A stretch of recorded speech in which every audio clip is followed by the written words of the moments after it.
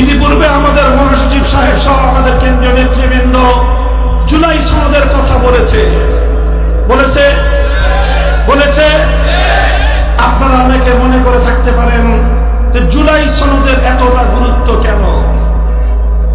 সংগ্রামী তৌহিদি জনতা, আমার প্রাণ প্রিয় সংগঠনের নেতাকর্মী, তৃণমূলের বাংলাদেশের সাধারণ মেহনতি মানুষ, আমি আপনাদেরকে পরিষ্কার ভাষায় বলতে চাই, বাংলাদেশে এখন দুটি মেরুতে বাংলাদেশ দাঁড়িয়ে। একদিকে হলো ৭২-এর বাকশালী সংবিধান, আর একদিকে হলো ২৪-এর জুলাইয়ের সনদ। এখন এদেশের মানুষকে সিদ্ধান্ত গ্রহণ করতে হবে।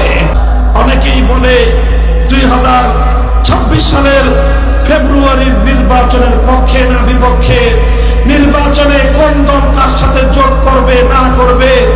আমার স্পষ্ট বক্তব্য, নির্বাচন, জোট এগুলো সব পরের প্রশ্ন। প্রথম সমাধান হতে হবে জুলাই সনদের ভিত্তিতে